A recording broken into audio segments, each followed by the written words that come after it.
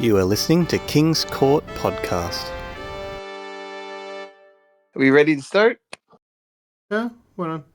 Welcome to another episode of the King's Court Podcast. In this corner, we have Brandon. And in the other corner, we have... Hello, it's Aksu again. This time I have been beefing with like Pokeball makers. Is it Pokey or Poke? I actually don't know. Whenever just like bowl full of stuff. Like I bought 2 of those that both has cabbage in it, like accidentally, and that shit blows so much ass. Wait. You don't like cabbage? Hell no! I expected it to have like nice rice, but it had cabbage on it, and it was disgusting. I was so mad. It also opened up in my backpack, and that was so tilting. Oh, that's really bad. Yeah, I was so mad this yesterday. Are you sure this is not like clouded how you think this tasted by it opening in your backpack? No, cabbage is ass. If you order a Pokeball with cabbage, like you're beyond saving. It's like ESA players of the normal world. Oh, it's that bad. Exactly. Okay. But like, didn't you know that there was cabbage in there? No. It was in the... It's under all the shit. I mean, isn't there a list you can, read? Sure. Who reads those? What do you mean? Like, I don't know they had cabbage in there. I'm not allergic to shit. I thought like it always has rice. Yeah, but you don't like a lot of stuff, so wouldn't you like... In what world I don't like a lot of stuff? I have like 5 things I don't like. I mean, they're pretty big things.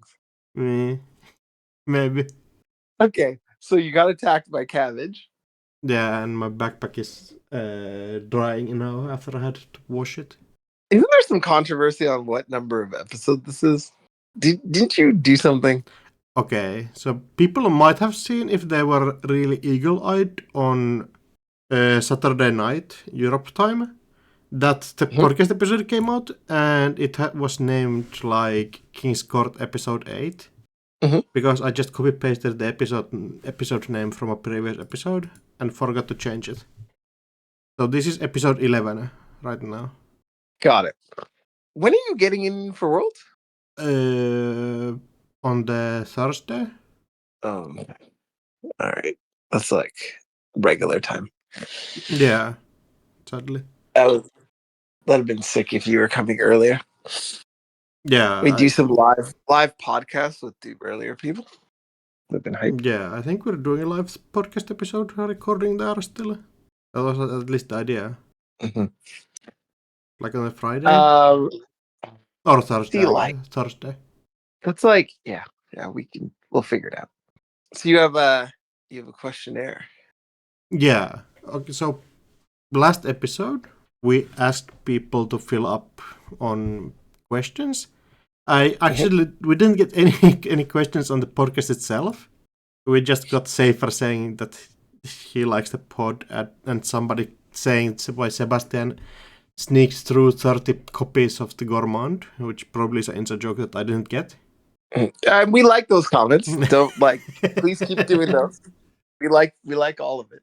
And I got some questions in Discord, and I made a YouTube post for it. Okay. You want to get into those? Yeah, let's do it. Okay, this first question comes from Utati from the Nets, who asks, what's your favorite Runner Corp matchup of all time? Is that for both of us? Both of us, yeah. And do you want to go first? Sure. I think my favorite matchup ever is like probably the classic matchup between like Wizard and CTM. I think that's one of the most skill testing matchups, where it really feels like Runner is winning entire game and Corp is really on the back foot the entire game until the Runner makes like a couple of big mistakes and loses. It feels like that. So I haven't played, like, the matchup looks like super skill testing. I haven't had a chance to actually sit down and play it from each side. But a lot of people have that opinion. Yeah, I think it's either that. I think a matchup I would really love, but I haven't like ever been able to like get people in there to play it actually, is 2019 Argus versus Val. You like the 19 version? I haven't been able to play it, but I feel like I would love it because I really love supermodernism and I really love Ragnarok. Yeah, yeah. Those are matchups I did get a chance to play in tournament. They're fun, challenging. Man, I miss Argus. Argus I was think everybody does. Argus was kind of peak. yeah. I wish they reprinted Oaktown. Like Oaktown Banggun would Mm. have been kind Yo, of that's pretty hype. yeah. Although like they made Banggun just like out of the remote, not everywhere like Argus. Yeah, for some reason. That was the Prysac. Prysac was a card. Prysac was definitely a card. Okay, I'm kind of a Prysac hater to be honest. Why? Tell me. Because fucking Thearit played it on Janet Casual in CTM, and I was like, what the hell is this bullshit card? Extremely unfair. Oh yeah, no, there's a CTM that like Whiteblade played. It was 2021. Mm. And it had Virtual Tour, I Mumma? believe. Yeah. Oh yeah. And Brysac and there's something else I feel like it was just nasty. It was just a nasty deck. Mm. Like thank God I was playing APOC Max with like maybe it was Deuces Wild at the time to like help out. But yeah, it was a nasty deck. Shoutouts to Prysac. So me, I'm very torn because like if ones I've played, I think that jump out to me are like Blame Changer Sports versus APOC Max. That was hype. Really? Um oh, that matchup was so good because like the Blame Changer was like essentially most Blame Changers could win in like turn 7. Like you had like 28 Yeah. essentially. And so every click had to matter. And the format was a format that had like not full power PD, but like pretty close. And it had a good 419 deck in it. And then later like Acme showed up to the party. There was also you could play, I think you could play Hive Mind Max in that format too. There was fun decks. Yeah. And but it was like all your clicks mattered and you had to be very efficient and make good decisions. A lot of the times like one of the cards that was used was like Stargate, but like it was really bad for you to go like if they did nice R&D install Stargate, hit Stargate, because you'd go to 1 credit and then like they would like if they iced up and like did some other things like you were in trouble. And that's like one of the common mistakes people make. But yeah, I liked playing both sides of the match. It was really fun. And then the other matchup that I really liked that I'm like torn with was like like full powered mulch versus the ob. Those were really fun matchups on both sides. I was just gonna say, like, do you think this is just nostalgia peaking? Because both of us picked kind of old matchups, but the mulch is pretty recent.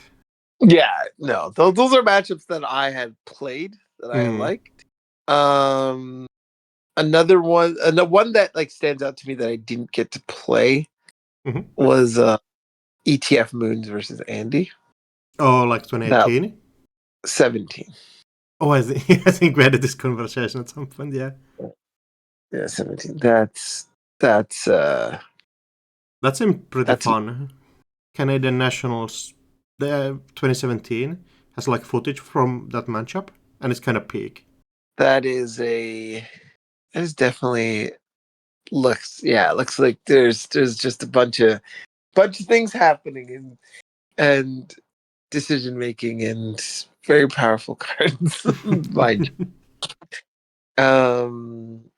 My favorite new matchup, or like new in quotation marks, is like Reg Capture outfit versus Bikoshika? No. Uh, just no? Come on. Yeah. Like that. You know why it's wrong? It's because like that's not my favorite outfit. Okay, yeah. Like my favorite outfit. Actually, it's not even modern. It's like a rude outfit. Is my favorite outfit. Yeah, I haven't been able to play that one. Yeah, that was like dedication ceremony or reverse accounts, popping it, and then my art that was on the table, and then because you ran somewhere else, just hard to use you was like nasty. Ooh. Yeah, you're like there's these like I remember when I first played it at like the BLM tournament. There was like these like like crim decks with like all kinds of drip and stuff, right? But you were like asking them like, how much money did you really have packing your deck? Because like if you let the crim decks get to like $30, they just like run over you. You couldn't stop them, right? This was great, which is like reverse accounts. Can you get in? No, but you ran somewhere else to get like a turtle counter. Oh baby, okay. Deddy reverse accounts, hard hitting news. Oh, you had enough money here to clear all the text, but now you're at 0. Cool. Now we just like double advance the city works and be like, come get it Yeah, and good luck. survive here, right? And you had like Bulwark in your deck, which was like just hype. Yeah, Bulwark was kind of sick. Was there any other ones that I'm like, this matchup was like there's like decks that I miss, but like matchups they played that I'm like, ooh, I could do this. Yeah, I also have like a lot of decks that I really remember enjoying, but not specific matchups for those decks. Or I did like 21 worlds, like not CTM, Big Max versus PD. That PD list I think is the best Netrunner like corp list ever. It's not, but it's power level wise. It's kind of close. Like I played it in the like Usain Green was running this tournament where everybody picked a worlds deck from different years and played with those against the different worlds decks, and the PD didn't lose a game. Yeah, but that's like very small sample size, right? Yeah. Like the problem with it is that like if I'm just given a deck, like, and I'm one of those people like I've never played this deck, Yeah. right? Then like you're just kind of playing on the fly. Whereas like PD, you know how to play. I mean, people you know what I mean? people practiced and stuff. Yeah, it was like an async tournament. I mean, don't get me wrong. PD does very unfair things. Yeah, not right now. Rip to the king. Okay, I guess the Cornish PD is extremely unfair, but it's different. It doesn't hit the same. No, like don't get me wrong. The PD was good, but I think there's I don't know. That's interesting. I have to see because there's certain worlds decks that weren't picked that I'm like, ooh, I feel like you should have picked this deck. Yeah, it was like every winner and then people who got like really close. Or like the most best deck for each year. I guess 27, the Moonsverse list probably would be on the list, but they like missed it somehow, like missed Worlds. And then Did Moons got Mattia banned. on the list? But he was on the list, yeah. It was like 2018 where Rotom played it. That version made it in with like Scarcity and Watchdog and I got I guess that's the other thing I think too was like I think maybe you could be correct. I guess what I'm thinking about is like there's certain points where you got to Worlds and certain decks were like already hit in some sort of way. Because I'm like, man, when that Matee came out with the Code Replicator and or Baddie and like Surveyor, oh my god, that deck was crazy. That was nasty. Yep. I know we have Charlotte, but like Charlotte, like free NGO. I miss NGO Bluff. It's NGO and Charlotte are very different. NGO Bluff was good. Yeah, like install advanced events and you like make your opponent look them in the eye and it's like Yeah, go get it. You want it? The Mateen thing was nasty because it was like double advance. Is it NGO or is it SSL? Oh, yeah. That's Shit was pretty nice. funny. Like turn 1? Yeah. Ooh. Yeah, you just man, because like in the early days, people did not play around it. You're just like double advance NGO, and they'd be like, "What the hell?" Okay, run, and you just pop NGO and still get to do your. I think you have to do the Mateen install thing. first, and then, yeah. Yeah. Like install, pop, res, and Then you hit have them with then you have Chias in the table. Tracker or Anansi. Yeah. And Anansi was nasty because like you would just be like, okay, cool. Like I hit you with Anansi. Mm-hmm. I go to $1. I get to rearrange, Mm-hmm. and then I'll just like find the Rashida. Then you jump next Like, turn insta. yeah, and like also if you had scarcity in your deck, you were like, okay, I know where all the agendas are, and if they're not around, you just like put Rashida in the revenge, like put scarce, and just be like, yeah, moving. And then you'd be like, get your hedge, put something else in there, or buy something else or whatever, or do something else, and then play your IPO because free IPO. Oh my god, Yeah, pretty good card. what a card! And all of a sudden, you're on 13 credits, something in the remote behind the Sinansi with like the T trigger, and you're like, yeah, and like you better find your you better find your hacktivist or your E strike or whatever. I guess rumor mill was not legal at that point. No, I wasn't. Fuck that card. Yeah, that was one of our just worst ever mistakes ever. Rumor mill? Yeah, Rumor Mill was absolutely probably in the top 5 of like you should just like never should have been printed, never should do. Yeah, probably. But, yeah, Rumor Mill was really bad.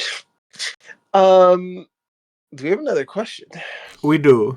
The next one is from Alpi7411 for Brandon. Why are you called the king? Need a handle on the origin story. Oh, okay. I didn't know people did not know this, but actually, it's this is. I'm so sorry, Alfie, that this is probably going to bore you. Not super exciting, but my last name is just King. So, yeah, your name is Brandon King, right? yeah, just putting my government out there, But yeah, and so I was like, yeah, the King, and like I guess there's a bit more like when I was in school, like I went to school with my other friend Brandon. You know the Maxi. Yeah, the monster. Listen, after rooming with us, you thought Shinteki PE was fine because you've tanked a lot more. So going to school with Brandon, like to just differentiate, they just a lot of time they were just like, yeah, King or whatever, and so that's also how that kind of came to be. But yeah, no, really just as simple as that. last name. Actually, what's your last name? Kantola. Cantola? Yeah, basically. It's like kind of like stump, like tree stump. Oh, so this explains why. Explains. This explains why. This explains why you're like, very good with the like, you're an OP. You're like, you're not gonna leak stuff. It's because of your last name. Can't tell you, right?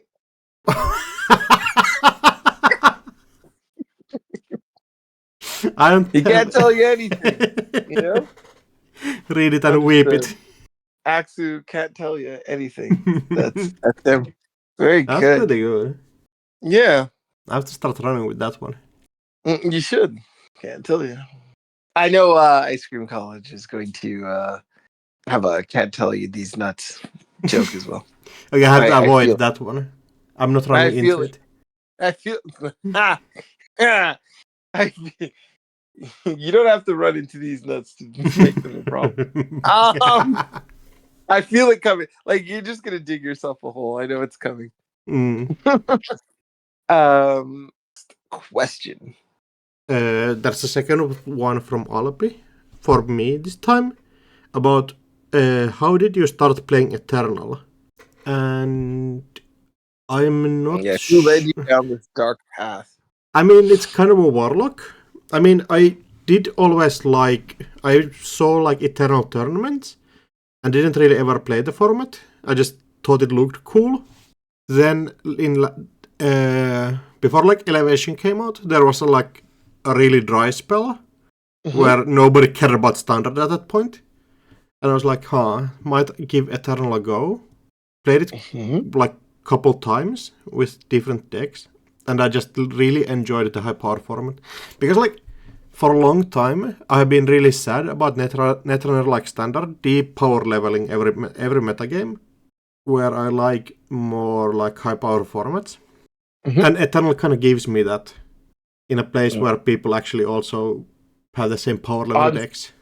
On steroids. Yeah, like nowhere else can you play CV and like cook people alive while having a fair, enjoyable game.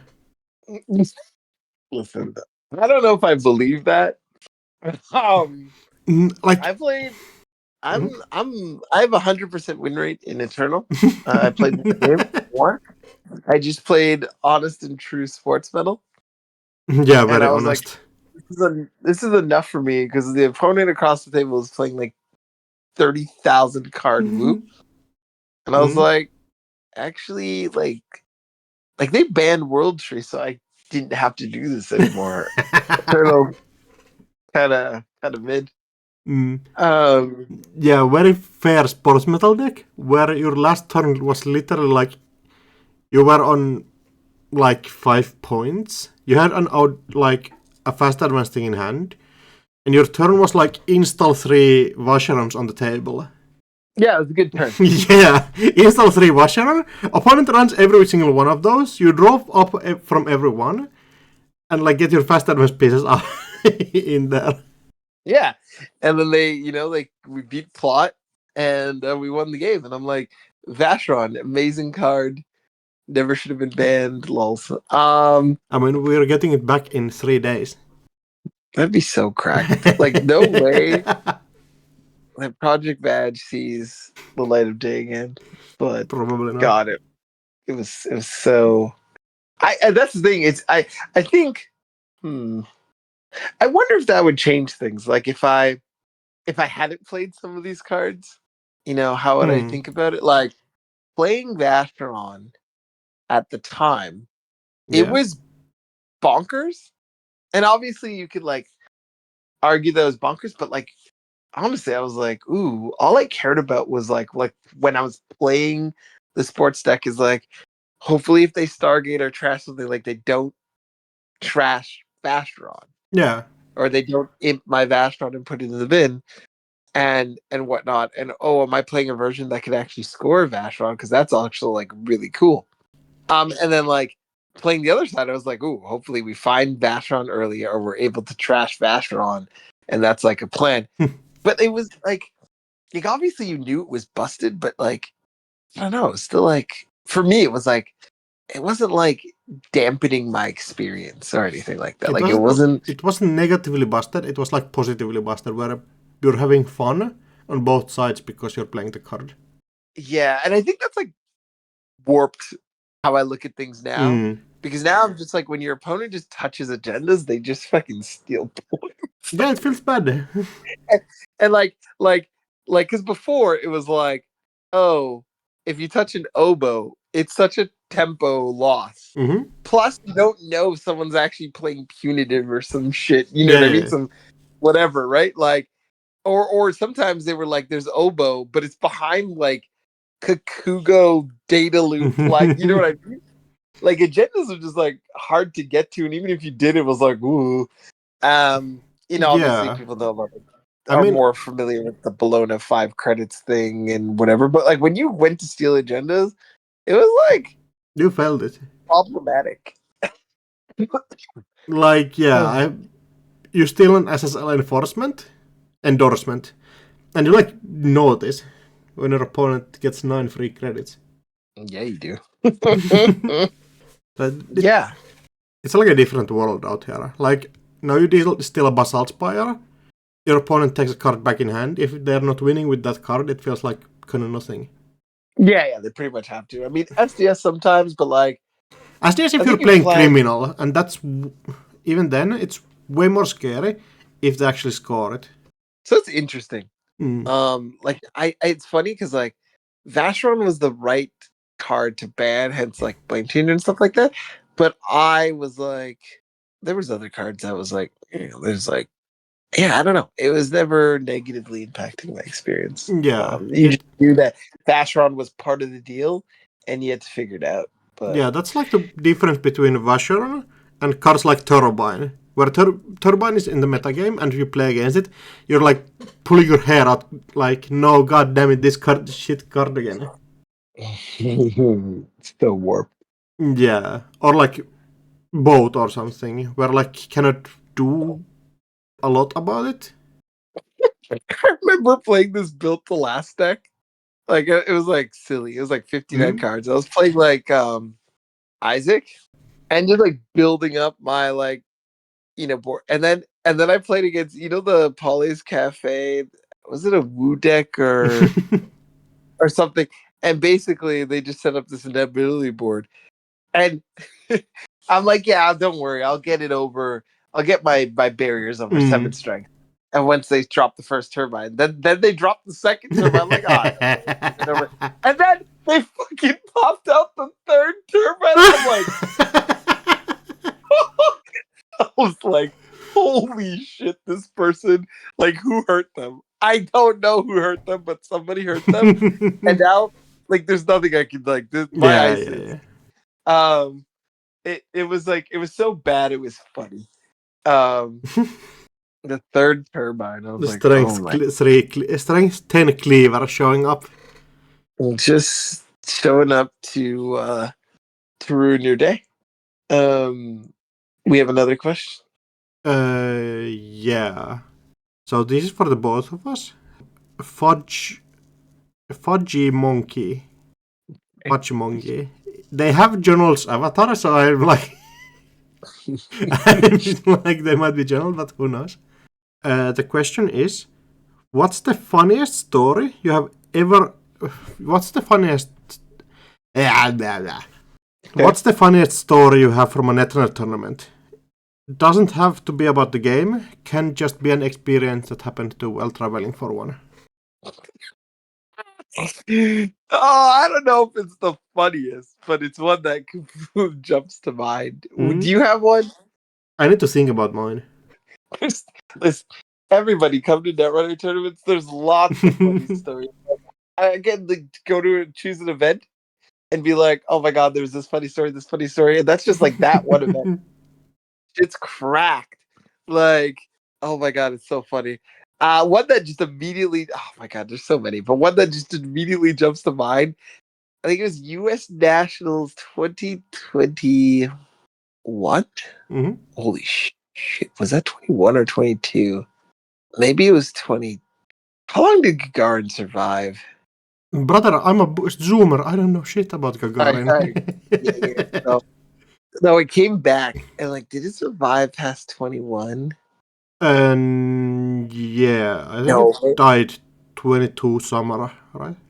That was where rotation happened. Yeah, maybe. Yeah, that was Aurora Chaos rotation. Yeah. Okay, yeah. Oh yeah, OTG or US Nats 2022.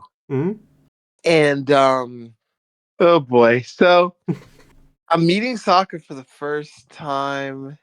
Yeah, for the first time, I think. Yeah, in person. And we're like coming from the hotel and we're trying to get to the event and we're like doing GPS and like it, you know how GPS goes sometimes. We go the wrong way. And basically what ends up happening is to get to where we're trying to go, we have to go down this hill that just has a bunch of rocks. Like this huge rocks that are moving. And like, and Sokka looks at it and is like, fine. Maybe we will make it. You know what I mean? And then we get onto the rocks. He's like, oh, this was not a good idea. I'm like, because the thing is that like, I'm a pretty big guy. Yeah. And like, Sokka's tall, but he's pretty skinny. Yeah, right? yeah. And it's like, he's guiding me through the situation. If I go down, he's fucked. Like, he's going to get crushed into me and some rocks and like, so bad. It was just the absolute wrong decision. And anyway, we made it. But it was just so funny because this is our first time like meeting in person, and like we're going out, and like I don't know, this is his first time in that weekend guiding me. One of the first times. And of course it's just this like rocky hill thing that we have to go down. And yeah, this is where the best bonds are made, okay? in near death crushing situations. Okay. Forging the fires. That was really funny. Yeah. Another funny moment in game. I think it was like last year at Worlds, when playing Whiteblade. They ran HQ. And saw just like a bunch of Tatibolas. Okay. And so it's fine, right? Like, so scored, okay, I get some money. And then they run R&D and there's like another one. And then they keep going, and then I res Cloud Eater. And just they're like, oh. And just the reaction to Cloud Eater and the effects it has and Sisyphus, and they're like, yeah. Am I just fucked here? And we're like, yeah, kind of. And they're like, Judge?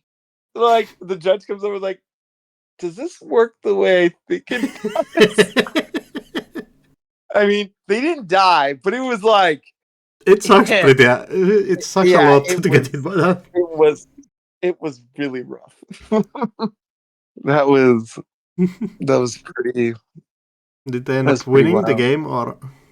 Eventually they conceded, because like they eventually like get a deep dive, but like they went to like $1, and I have like so many res groups and whatever, and like that's like just all their fuel's gone or whatever. Yeah, I was just waiting for the anyway I won classic line. No, they didn't win. Unlucky. Another farming of a Crim player as but yeah, just they're like. And also, I guess another part that was like, the game itself was like icing up, because I know what's coming, right? Icing up, making sure my pushes are safe, and they're setting up their, deep dive stuff and whatever, like all that good stuff. So it actually like turns are pretty quick, money, ice, like whatever. So like when this Cloud Eater thing happened, it was just like serious tank mode, but it was fine because like it just didn't matter. Like it was just like basically figuring out how like that they were gonna like be less fucked in the situation. And we're all just laughing about it because we're just like, yeah, like, this is probably the like last turn. And like, yeah, it was pretty funny. Like, I don't know. Like, there's just so many funny things. Yeah, that's like going to another tournament. It's like every tournament you come out with so many good memories. I think one that came up to my head was from Bergamo 2024 Euros. It was on the Sunday after like the people were playing Startup. And you are not catching me playing Startup ever, so I was kind of doing like random matches with stuff. And Koga had brought this like custom criminal set that I was playing. And I was playing my PD from the tournament. And Council ended up playing the runner Koga had made. And Koga designed some like real cards in there. So the turn is like... it's not a priority. It's like both to draw three. I think it's like Fisk Investment Seminar, where Correct. it's like, not a priority. So they play 2 of those at the start. Then they like have Hermes on the table or something. They run R&D with a card that like for every 2 cards the opponent has in hand, they get to access extra card. And I have like 12 cards in hand, and I'm like, come on, brother, what the fuck is this shit? There's still like 2 agendas. Hermes cards back in my hand, I'm like holding 14, and they have cards that like lower my maximum hand size down to like 4. And then there's like a card that, your opponent must discard down to hand size. And I'm sitting there like, what the hell do you want me to do? Nothing. Coco wants you to do nothing. Yeah. While he does everything. Sounds like shout outs to Code. That set was like extremely cursed, but like I do love playing with custom cards and shit. That is funny. The funny part about that story is I remember hearing about it later, and you just be like, "What the hell does Koga think this game should be?"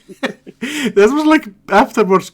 Like Koga had made a video about like criminals' problems right beforehand, like 2 weeks before, and like, this is what Koga thinks network criminals should be, and I was like, okay, maybe they like give a lifetime ban for Koga in like designing cards.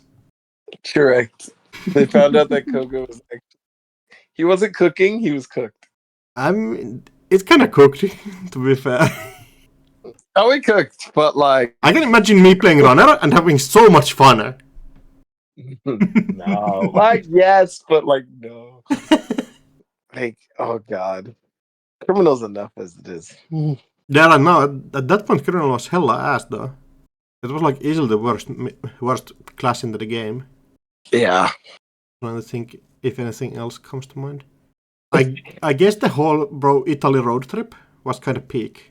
Oh, I mean, that's like, we could do 10 episodes of that. That was amazing.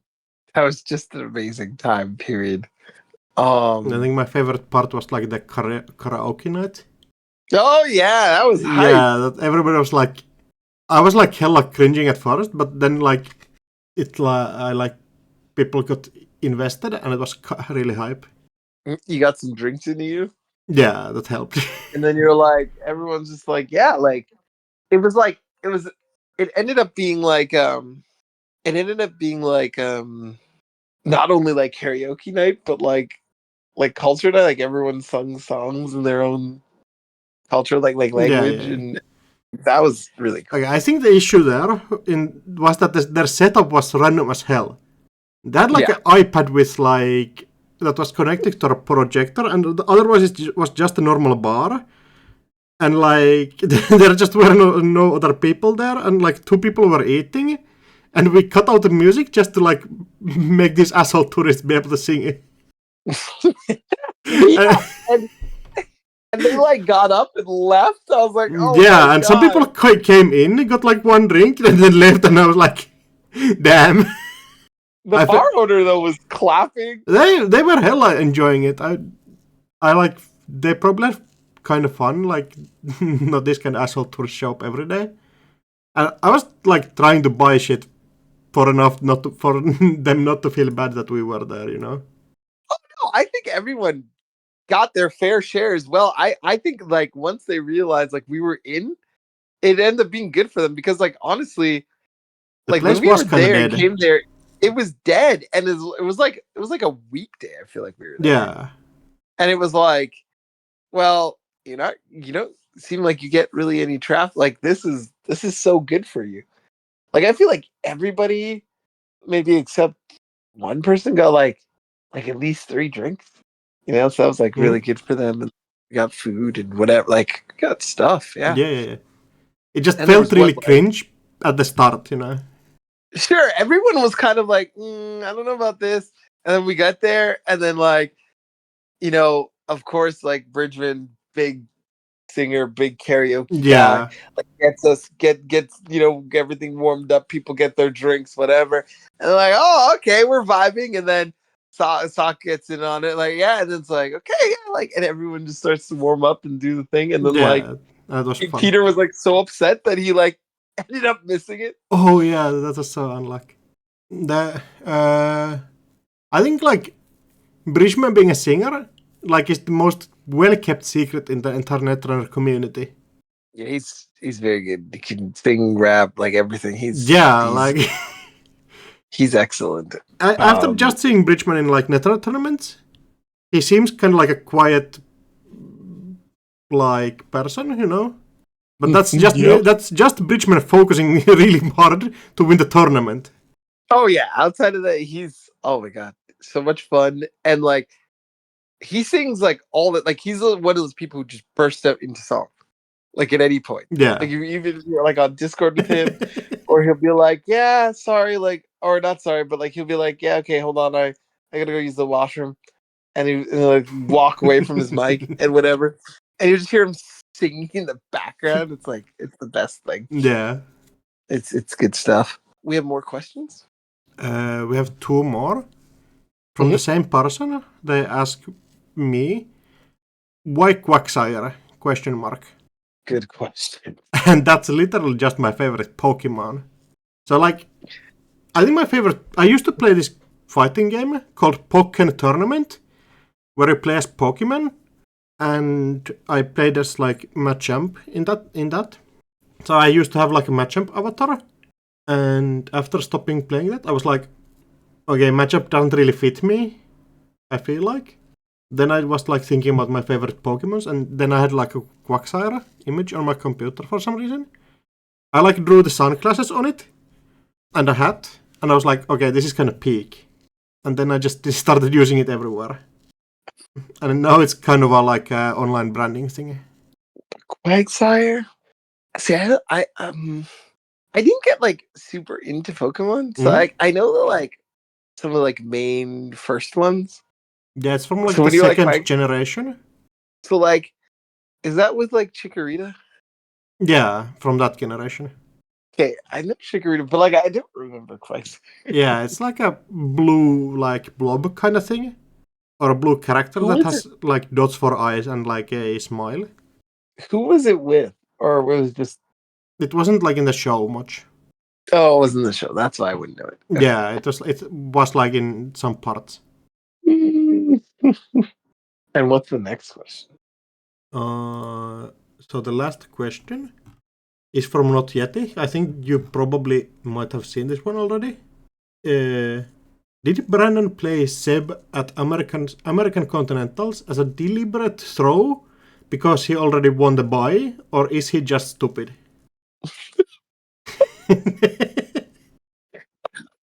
I already told him off with his head because I'm the king. And but so my thing was like I wanted to try Seb to see if I was missing anything from like the difference between it and the house. Mm-hmm. And I think yes, because I had the buy, like that was partially like what went into it. Like there's other things that I liked about Seb, you know, but like I didn't really grasp all of it. Like I should have played the Aru. But I really liked Friend of a Friend. I liked like, you know, a lot of people were trying to tag you, so you could like install your Hannah or your Friend of a Friend from Hannah. Like it was really good. Yeah. So there's a lot of things that I did like and like wanted to really give a go. With that said, I did make some stupid choices within the Seb. Not playing Aru, like not playing more Hannahs, things like that. But yes, I think it was originally motivated by wanting to give Seb a good try and like have like yes, I won the buy, so I can really like do this. And if it doesn't work out, like it matters, but it doesn't hurt as like, bad. Yeah, exactly. Did you like end up liking it more? Do you want to think Hoshiko is still better, or because like the least you played at APAC Continentals was kind of like Seb-like in that you play like the similar engine stuff, but you just play Hoshiko instead of Seb, right? Yeah, like I would have said that before playing Seb, but I'm like Seb. There's certain things that Seb can do that the host can't do. You're just having like the whole connection thing makes your practices go further. Friend of a friend's, that sort of thing. You're able to play Aru more, like you can play it and play it more effectively. The Hosh, it's hard to say because I would need to go back to Hosh, probably make some changes and play the deck that way and see how we fare. Like I would definitely change some things about it now. I think like the Hosh that I was playing at the time was for a meta that has changed quite a bit. And people have been playing different corps and made adjustments. There's more glacier in the meta and stuff like that. So I'd have to like make some changes and adjustments and things like that. You're bringing Sep to Worlds? Oh, I have no idea. you wanted me to just put that out to the masses? I have no idea. Hopefully we get the spam list and we'll see what comes out of it. It's going to be interesting. And then I can buckle down and figure out what to play. I'm so excited for Scotland, though. Oh, yeah? Yeah, It does make sense. Yeah, seeing everyone, and it's going to be fun. And I want whiskey. Fair enough. Oh, yeah, while we're on the topic of that, I had to tell people, I don't know if I've mentioned this yet on the pod, but when we had our food episode, people were very upset that I wasn't digging cream cheese. And I've come around. I've come around to cream cheese on the bagel. Sure. Yeah, like there's people who are not, and they're like, how can you? I don't know. I think there was other things that I just liked better, and also just like the things that I liked as a kid, I just kind of stuck with. And it wasn't really the person to like go jump onto these new things. So like when people like when teenagers and when I grew up, and they were like, yeah, like I'm gonna start drinking coffee. I was like, no, hot chocolate's still like the way. I don't need that new stuff, that whatever.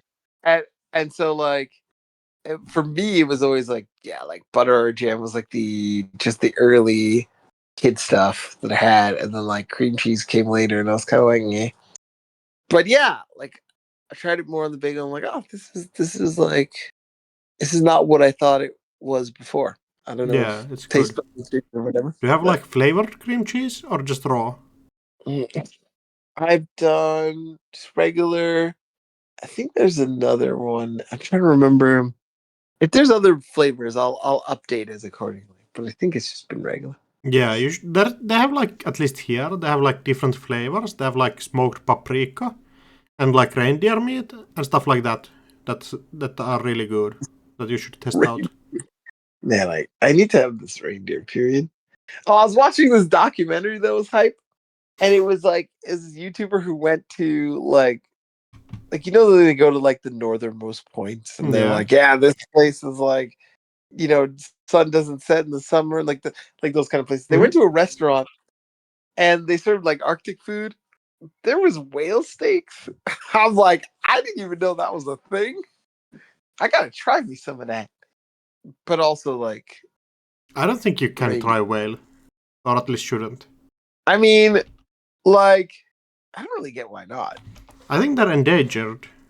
Oh, okay. So, speaking of that, so in the show, it was basically there's these like the indigenous people, like they have the quota. Okay. And there's only a certain time where you can get like hunt the whales, and you can only hunt with like these specific weapons. Like you can't like traditional upgrade to the modern stuff. Yeah, exactly. And basically when they get one, it like feeds the whole town for like a while. Like yeah. So it's like under quota stuff. It wasn't like, oh, they just went out and like got a whale and made whale. That seems more chill. Yeah. It's under the laws and stuff they have. But yeah, like gotta try some of your northern delicacies, They can come here next year, Continentals in Finland. Continentals in Finland. Good luck. I'll just make sure nobody else applies, and you can still get my floor spot. I think you're a bit too close to the let's call it action. To come, it's not nowhere close. Well, listen, you share a border, Yeah. There's continentals, and then like Russia attacks at the same time, and as the TO I'm like, oh, time to go to war. Lock the doors after you leave. Oh my god! What did you just say on this podcast? Huh? Oh my god! All right. On that note, do we have anything else that we need to cover?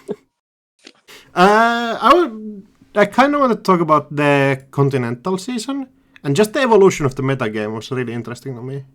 Hit me. Like, okay, at the start of the Continental season, we were coming off stuff like UK Nationals this year in the summer, and the new banlist banning like a couple of criminal cards, and everybody was at least I was kind of doomer about it. I was like, oh, I don't know about this dog, like it might be really boring. But the meta has actually evolved like a lot recently, right? We have gotten like basically a whole evolution spiral out of stuff like Aoko and Nebula into like Ob and Leo and like other Glacier decks. And a bit of like Restore Humanity and stuff. With zero banlist and everything. Yeah, I've always been like, I feel like, one of the things you can count on is players being innovative and trying things and kind of figuring out the meta and adjusting. And a lot of times they can create new parts of the meta just on their own without changes. And you can see that through Continentals, like, because it's week after week after week, something's going to change, new things going to happen. And also different regions like different things, like to play different things and introduce new things into the meta. Yeah, how did you feel about it as a whole? Like, good. Like I have loved the evolution. I've like, as you, I was very doomerish on. I was like, oh god, this has the potential to be super stale. But no, yeah, it's evolved. I think there's definitely been surprises. I think maybe people might feel runner side that, although I don't know, there's different runner decks top all the time. Like that's still pretty diverse too. I guess one thing that I would say is like, if Continentals happened backwards, right? So like what we knew now and then going the other way, right? Would you have dolls more on your radar?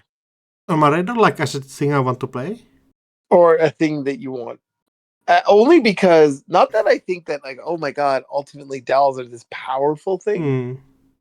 But I think once, like, things I've noticed is like, when there becomes like this universal breaker.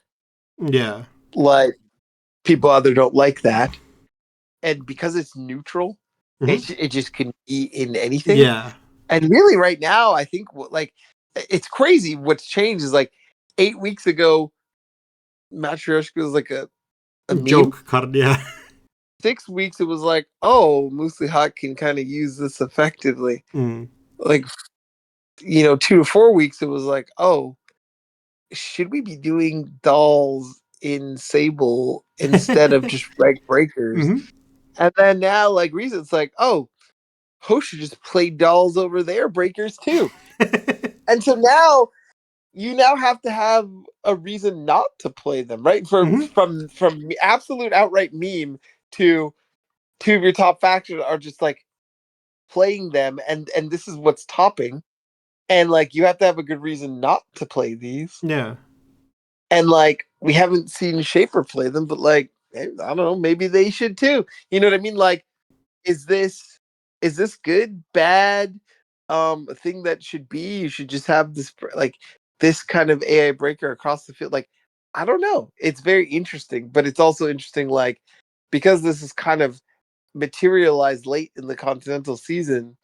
Is this something they had chance to go over, or was this even on their radar, or like the banlist that teammate?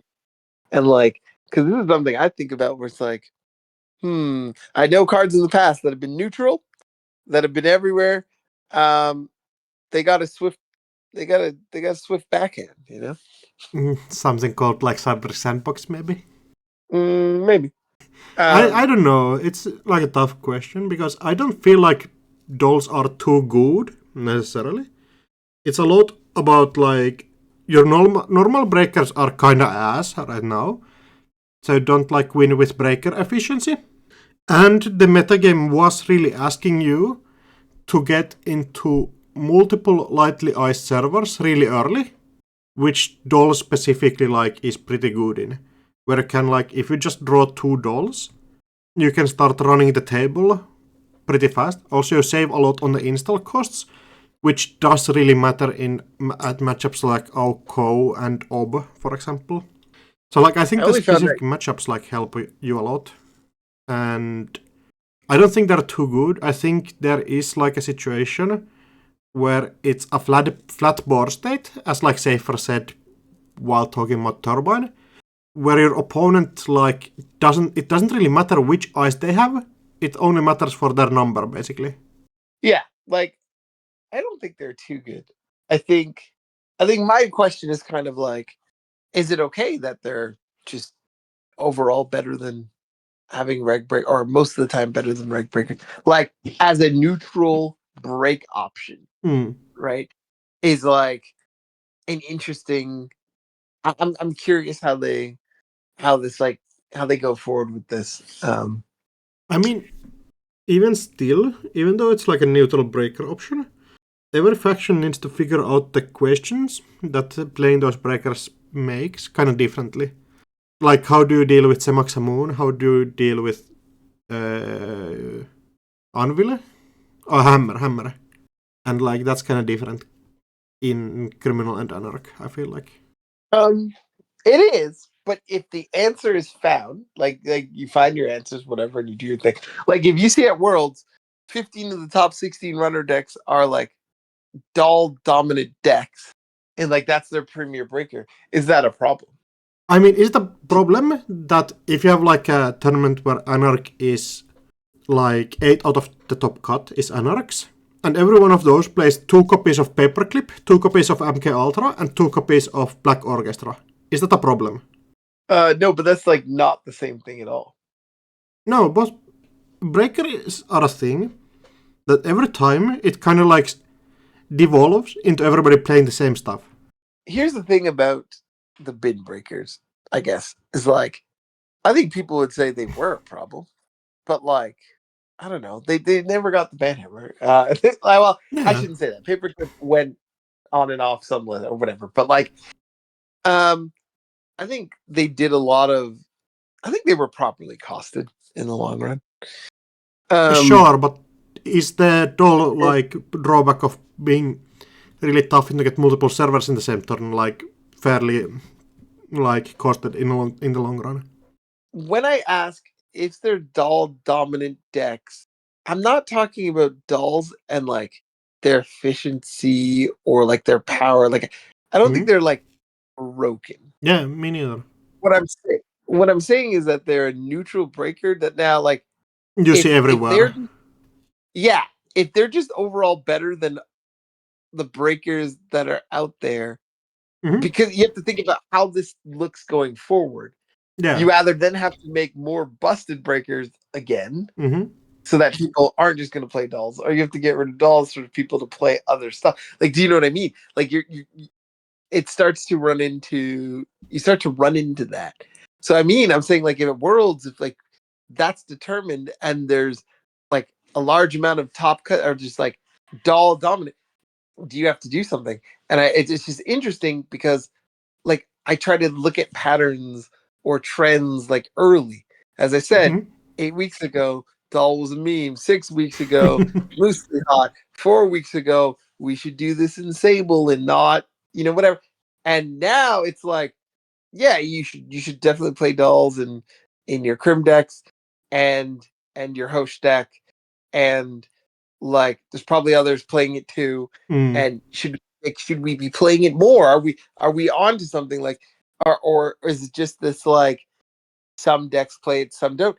And I think it'll be interesting to see if it does, become like 70% of the field, just like, or 80 or whatever, just play dolls as their primary break. Is that a problem? I'm curious to see or hear what people think about that, but also like kind of what world shows. I mean, we'll know, I guess, when we get there, but it's a trend I noticed over Continentals was like, oh, this is becoming a thing, and more people are saying, hey, this just like this is kind is of better cringe. than your average breaker, and at what it does. And yeah, so that's one of my big takeaways from the Continental season is like the voodoo doll uprising. I mean, in 3 days, we might not even need to have this conversation anymore.